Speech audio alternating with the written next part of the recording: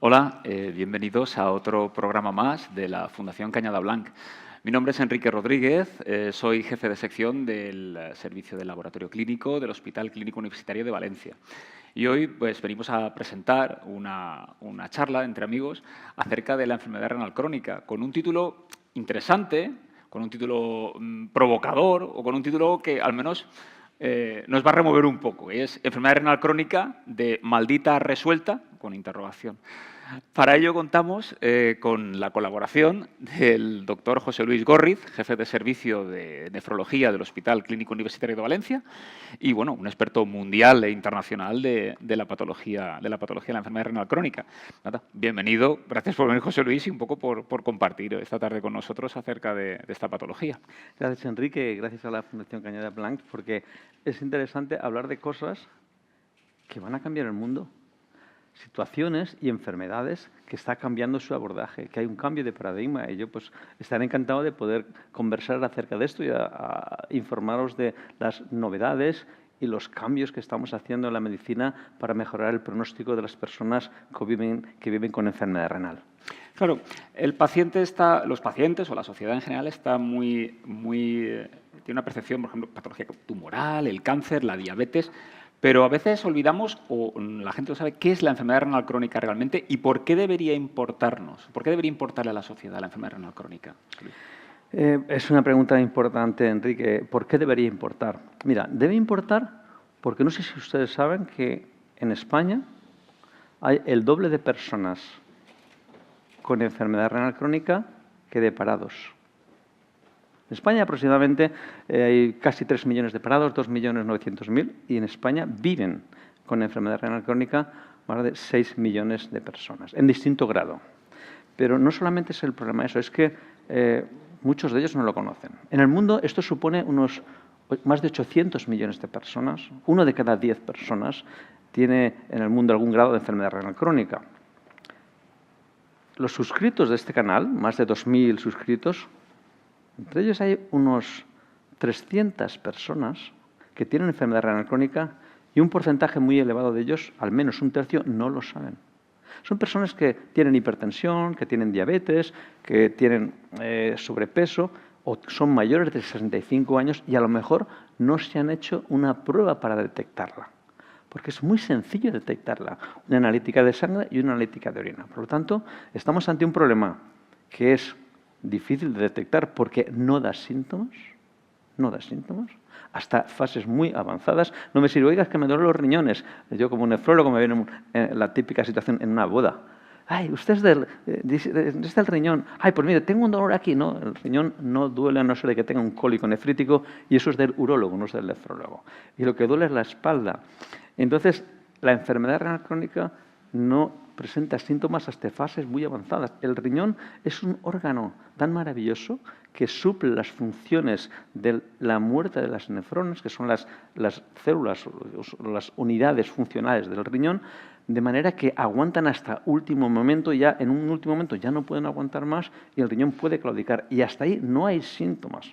Y mira si es importante, Enrique, que en este momento, la siguiente década es la 5ª causa de muerte. Y a final de siglo va a ser la primera causa de mortalidad junto con el Alzheimer. Estamos mejorando mucho en las enfermedades cardiovasculares, en el cáncer. Enormes descubrimientos en las terapias del cáncer. Pero el riñón no se avanzaba demasiado, es un órgano que envejece y junto con el Alzheimer, como he comentado, va a ser la principal causa de muerte en el mundo a final de siglo. Por lo tanto, tenemos que empezar a trabajar en ello. Claro, has hablado que es la 5ª causa de mortalidad y va en aumento. ¿Tienes la sensación de que la enfermedad renal crónica, bueno, parece que va a más? La pregunta es, ¿por qué va a más? ¿Por qué parece que haya más enfermedad renal crónica? Sí. En realidad es eso. Siguiendo la pregunta que me has hecho anteriormente, ¿qué es la enfermedad renal crónica? Y luego decimos si va más. La enfermedad renal crónica es las alteraciones de la función del riñón, ya sea estructurales o funcionales, que persisten durante más de 3 meses. Es decir, una situación persistente y que eso se manifiesta por disminución de la función del riñón. Si medimos un porcentaje, se llama filtrado glomerular, pues el 30, 40, 50%, o por biomarcadores como es la albuminuria o como otras alteraciones en el riñón, alteraciones en la histología, los tejidos, etc. Y dices, ¿por qué va a más? Pues mira, en estos momentos la expectativa de la población es muy elevada. La expectativa de edad, estamos 83 años, en mujeres 81 años, cada vez más porque tenemos muchos adelantos. Pero tenemos unos graves problemas que son la diabetes y la obesidad. La diabetes es la principal causa de enfermedad renal crónica en el mundo y de causa que lleva a estos pacientes a diálisis o terapia sustitutiva renal. Y sobre todo la obesidad. La obesidad es un tremendo problema, sobre todo en el sudeste asiático, que la inmovilidad, el sedentarismo, y esto hace que se compliquen o se añadan una serie de factores que van a influir en el desarrollo de enfermedad renal crónica. Además, estos pacientes, como envejecen, tienen muchas comorbilidades, están polimedicados. Y otros de los peligros del riñón es las medicaciones, porque muchas de las medicaciones pueden ser potencialmente nefrotóxicas. Por lo tanto, tenemos una situación, una tormenta perfecta de envejecimiento de población, un incremento en la diabetes por las características de las dietas de la población, incremento de la diabetes por la obesidad, incremento de obesidad. Eso hace que el paciente, bueno, no es que se muera, es que puede tener necesidad de terapia sustitutiva renal, diálisis, y eso es un sufrimiento importante para el paciente. Porque, claro, hemos hablado de que es una enfermedad que parece que está en aumento, pero en tu experiencia y en tu larga experiencia, ¿qué diferencia o qué encuentras ahora? Es decir, ¿cómo ha cambiado la enfermedad renal crónica de cuando tú eras un residente en nefrología, cuando empezaste esto en nefrología, a ahora actualmente? ¿Qué grandes cambios has podido detectar? El cambio es tremendo. Yo hice la residencia en el Hospital La Fe sobre los años 80, final de los 80, empecé, y realmente cuando yo veía un paciente con enfermedad renal crónica avanzada, un paciente diabético con enfermedad renal crónica, decía, pobrecito, va a iniciar diálisis y se va a morir de enfermedad cardiovascular o de complicaciones en diálisis. Y hoy, cuando vemos un paciente con algún grado de enfermedad renal crónica leve, moderado o diabetes, pienso, usted tiene una gran oportunidad de mejorar su pronóstico. Por lo tanto, hemos cambiado de una enfermedad que en los libros decía es una enfermedad progresiva de forma irreversible. Eso lo ponen los libros. Y ahora hemos cambiado a que es una enfermedad crónica, de manera que tenemos herramientas hoy en día, en el año 2025, que pueden hacer reversible una enfermedad. Y yo le digo muchas veces a mis pacientes para que entiendan que muchos de estos fármacos no tienen una especificación clara, porque un paciente tiene un infarto y le dicen, mire, esto es para que no tenga angina. Ah, correcto. Y tiene colesterol y entonces le doy esta medicación porque el colesterol elevado es malo para los coronarios, lo entienden. Pero tenemos que explicar a los pacientes que les estamos dando medicaciones que mejoran la progresión renal, que retrasan la progresión renal y que evitan esa lesión progresiva del riñón. Y no es fácil decirlo. Y entonces yo les digo, mire, usted lleva un año tomando esta medicación y ¿qué se imagina que si dentro de un año usted que ahora tiene 63, el año que viene sigue teniendo 63 o tiene 62? Esto es el efecto que hacen estas medicaciones sobre rejuvenecimiento de las células renales y evitar esa toxicidad. Algunos fármacos incluso mejoran la energía que trabaja el riñón. El riñón, fíjate si es importante, que un órgano tan pequeño que mide 100 gramos, muy poca parte del organismo, consume mucha energía en forma de ATP. Y consume solamente para una de sus miles de funciones, que es la reabsorción de sodio, más energía en forma de ATP que el diafragma para respirar. Entonces, el diafragma no para su trabajo durante el día, ¿verdad? Pues el riñón consume más energía para que veamos lo importante que son las misiones del riñón, entre ellas he dicho un ejemplo que es la reabsorción de sodio. De manera que es un órgano que tiene muchísimas funciones, está lleno de orgánulos que producen mucha energía, que son las mitocondrias, y claro, si se estropea muy rápido. Pero si tenemos herramientas que mejoran sus mecanismos fisiopatológicos de lesión, vamos a conseguir beneficio. Por lo tanto, estamos en una situación de buena época para el riñón. Sí, porque volviendo al tema de la detección, hemos hablado de la detección. Es una enfermedad que pasa inadvertida o que al menos la gente, primero no existe una percepción de que esa enfermedad está y luego aparte el paciente no sabe que la tiene. Por tanto, ahora es interesante detenerse a lo mejor un poco a analizar de qué herramientas, y un poco hablamos ya de aspectos que nos afectan en el laboratorio, en qué herramientas diagnósticas del día a día podéis emplear para detectar esta enfermedad renal crónica. Que has comentado algo antes, de un análisis sencillo de sangre, un análisis sencillo de orina, con un coste realmente bajo. Pero para vosotros es capital empezar por ahí. Un poco comentarnos qué herramientas diagnósticas disponéis con la ayuda del laboratorio para detectar esta enfermedad. Es importante porque las herramientas son muy sencillas. Es un análisis de sangre y un análisis de orina. Así de sencillo, que entre los dos cuestan menos que un café. Por lo tanto, un paciente, cuando hacemos el análisis de sangre, determinamos la creatinina y el filtrado, que es más o menos la función de los riñones, y la albúmina en orina, las proteínas en orina, que es la capacidad de progresión. Con eso se establece una estratificación y vemos el riesgo de este paciente de progresión renal, de complicaciones cardiovasculares, incluso de mortalidad. Y es tan sencillo hacerlo que con eso ya tenemos a la gente diagnosticada. Por eso, la gente que tenga diabetes, hipertensión, ancianos, debe de preguntarse, ¿yo me he hecho en alguna ocasión una analítica de orina? Creo que no. A lo mejor no estoy detectándome una enfermedad renal crónica porque la ventaja es que en situaciones precoces o en inicio es cuando son mucho más efectivos los tratamientos. Claro, estás hablando de una detección, de un programa de cribado. Tenemos programas de cribado para el cáncer de mama, para el cáncer de colon, enfermedades cuya prevalencia es inferior a la enfermedad renal crónica.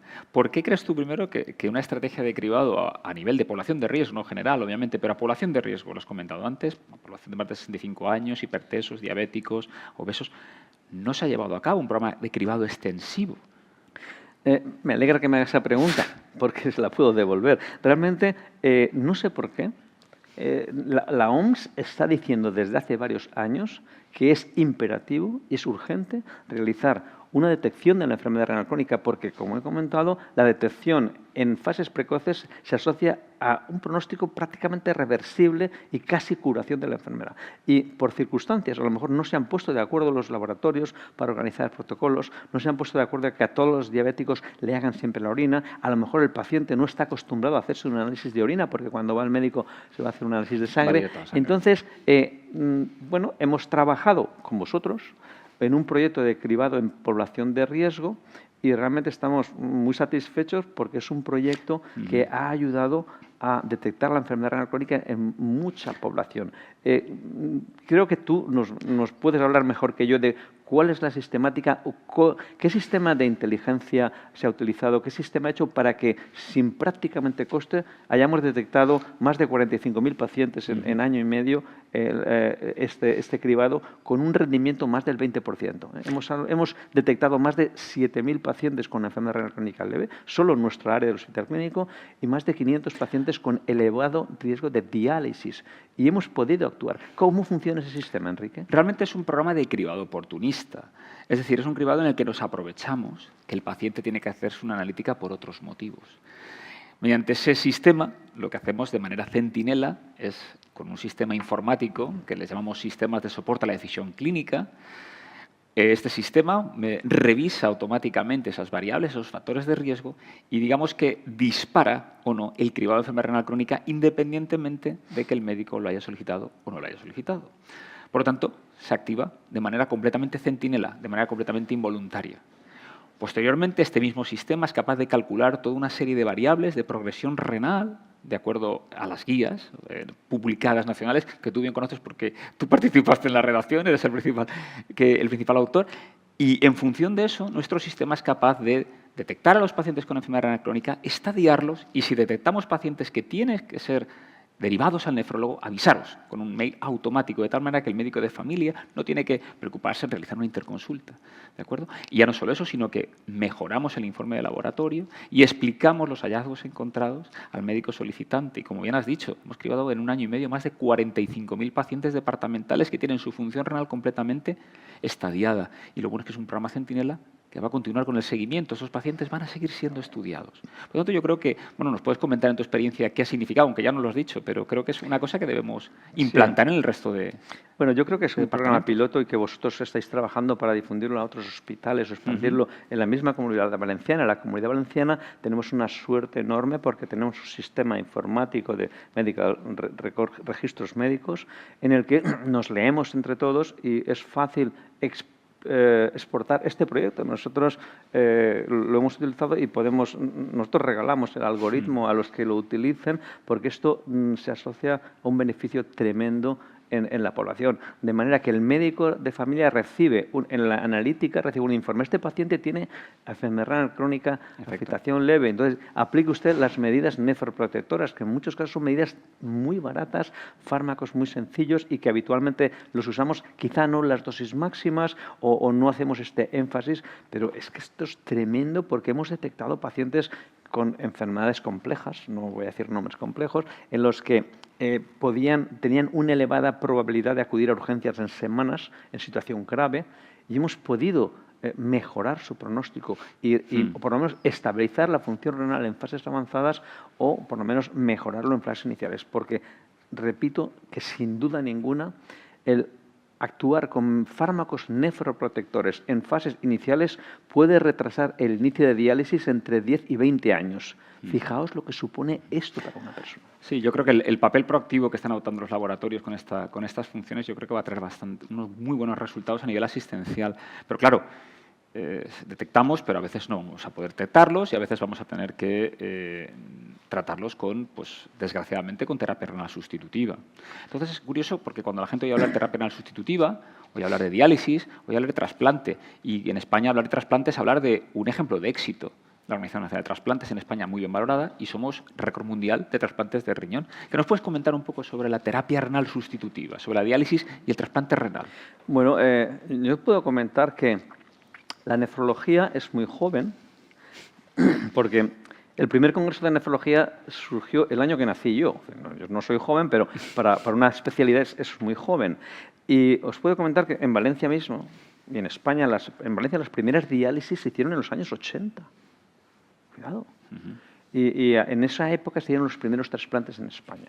Entonces, claro, esto ha evolucionado de una forma tan vertiginosa. Yo recuerdo las primeras diálisis que veía, que eran los pacientes, los pobres vomitaban, se toleraban mal. Entonces, en este momento, la terapia con diálisis, hemodiálisis, diálisis peritoneal, hemodiálisis domiciliaria, es decir, tenemos distintas modalidades, ha mejorado mucho su confortabilidad. Pero sin duda ninguna la estrella es el trasplante renal. Hoy en día en nuestro hospital, en el hospital clínico, como en muchos hospitales de España, España es líder mundial de trasplante, se hace incluso trasplante antes de la diálisis. Cuando al paciente le faltan unos pocos meses o semanas para iniciar diálisis, un porcentaje elevado de ellos entra en la lista de espera y si tiene un riñón adecuado y no hay ningún otro que esté más tiempo que él, se pueden trasplantar. Entonces en España es el único país del mundo que tiene más personas con un trasplante que con diálisis. En España alrededor hay unos 60 y pico mil, 70.000 personas con terapia sustitutiva renal, hay 40 y pico mil trasplantados y 30 y pico mil pacientes en diálisis, la mayoría en hemodiálisis. España ha sido 23 años consecutivos, ha ganado la Champions de los trasplantes. Hemos sido el país que ha tenido mayor tasa de donación por millón, más de 42, 43 pacientes por millón de donación por millón. A distancia de la Unión Europea está por 20 y pico. Es decir, el vivir en Alemania, no estoy hablando de un país pobre, la probabilidad de trasplantarse es entre 5 y 8 veces menos que vivir en España. Y ahora se está acercando Estados Unidos en la tasa de donación por un terrible motivo, el fentanilo. El fentanilo hace que los pobres jóvenes tengan traumatismos, que fallezcan, y se está acercando, pero todavía no nos llega. Nosotros tenemos un sistema sanitario muy estudiado, la Organización Nacional de Trasplante, que es una organización modélica que trabaja con profesionales para ello. Entonces, cuando el paciente y los médicos fracasamos, tenemos la terapia sustitutiva renal, ya sea en hemodiálisis, diálisis peritoneal, preferible terapias domiciliarias o trasplante renal. Y en trasplante tenemos, el año pasado hicimos 3.900 trasplantes en España. Es una cifra increíble. Pero eso no es lo importante. Lo importante es prevenir. Un trasplante cuesta unos 30.000 euros el primer año. Un paciente en diálisis cuesta 40 y pico mil euros cada año. ¿Qué ocurre si tenemos terapias que actuando en las fases iniciales podemos evitar todo eso? Hay un refrán famoso, ¿no? Más vale prevenir. Hay que curar. Porque claro, volviendo al título original de la charla, hemos dicho que era enfermedad renal crónica de maldita tú lo has comentado cuando empezaste en la profesión, a resuelta. ¿Se puede decir que podemos resolver la enfermedad renal crónica actualmente? ¿Podemos aseverarlo? ¿Podemos confirmar la enfermedad renal crónica puede resolverse en la gran mayoría de casos? Pues sí, la verdad es que hemos tenido una sequía de evidencias porque no teníamos ensayos clínicos. Los pacientes con enfermedad renal crónica eran excluidos de los ensayos clínicos porque eran muy complejos, tenían muchos factores de confusión. Entonces, no teníamos evidencias y en los últimos, hasta hace 8 o 9 años, solo había un tratamiento un poco efectivo que era pues, bloquear el sistema renina-angiotensina que llamamos, ¿no? Un grupo de farmacológico que lo conocerán porque acaban en pril o en sartán, ¿no?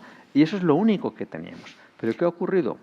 Que desde hace prácticamente 8, 9, 10 años tenemos una serie de nuevas terapias que se van adicionando cada vez más y que están consiguiendo revertir la enfermedad. Un paciente que tiene proteínas en la orina, albuminuria, la disminuimos o la hacemos desaparecer. Cuando teníamos un fármaco, luego teníamos otro grupo farmacológico, que se llama ISGLT2, fármacos que se descubrieron por serendipia, como cosas en la vida, y que además tienen beneficios cardiovasculares, beneficios en insuficiencia cardíaca y en beneficios a muchos niveles. Se van añadiendo otros fármacos como los agonistas receptor de GLP-1, fármacos que los conoce todo el mundo porque los utilizan las celebrities.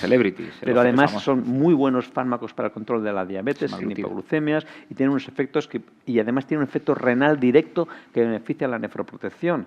Y ahora hemos hecho ensayos clínicos de 4 o 5 moléculas que estarán implementadas en años, meses, muy poco tiempo, y estamos los nefrólogos dando de alta a los pacientes. Eso no había ocurrido antes. Un paciente se remitía a nefrología por deterioro en la función renal, proteínas en orina que sabíamos que iba a ir mal, les damos los tratamientos que dicen las guías y que han mostrado evidencias y revertimos la situación y les damos de alta. Esto es fantástico porque estamos mejorando el pronóstico de nuestros colegas y yo de mi equipo. Esto es un gran avance. Y ahora veo todo este arsenal terapéutico, que antes, pues, te digo, no lo teníamos hace escasamente 10 años, y de la misma manera que con el cáncer actualmente, que se habla de la medicina personalizada, de dar una terapia determinada a un paciente determinado en función de una serie de hallazgos, mi pregunta es, ¿vamos a movernos en terapia farmacológica renal a ese nivel, a una terapia personalizada de un fármaco determinado o un grupo de fármacos para cada paciente?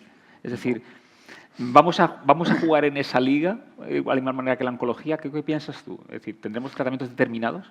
Esa es la pregunta clave del momento, porque en este momento tenemos 4 pilares del tratamiento de la enfermedad renal crónica. Por ejemplo, en diabetes están estos fármacos que he dicho, bloqueadores del sistema renina-angiotensina, sartanes o upriles. Tenemos ISGLT2, las gliflocinas.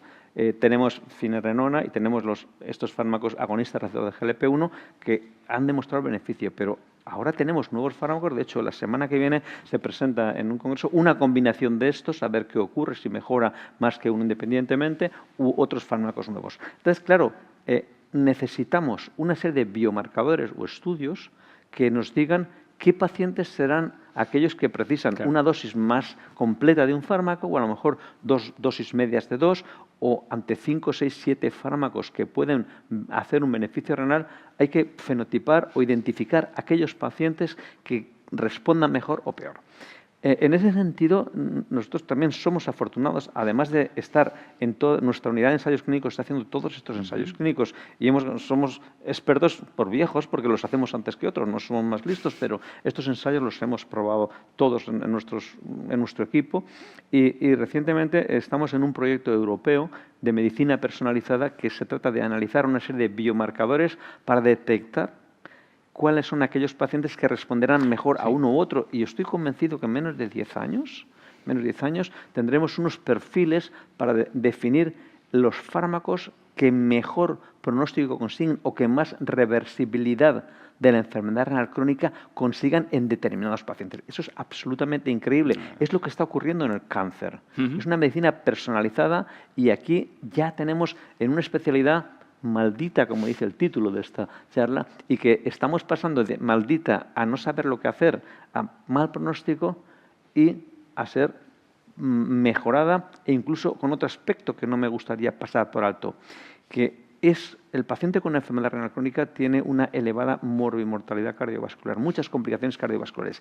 Y es más fácil que el paciente durante su progreso o evolución de enfermedad renal crónica tenga complicaciones cardiovasculares de que llegue a diálisis. Y estamos preocupados por retrasar la presión renal y no nos preocupamos por darle las estatinas, control estricto de la presión arterial. El paciente tiene una complicación cardiovascular. Sí, el paciente es un todo, no solamente el Por lo tanto, son fármacos, todos estos fármacos consiguen beneficio renal y beneficio cardiovascular. Por lo tanto, es clave hacer una medicina personalizada para ver estos fármacos, cuáles son los adecuados para cada paciente. Has comentado bueno, por lo pronto sabemos que tenemos los sistemas para detectar precozmente a los pacientes y tenemos, por otro lado, un arsenal terapéutico a nuestra disposición.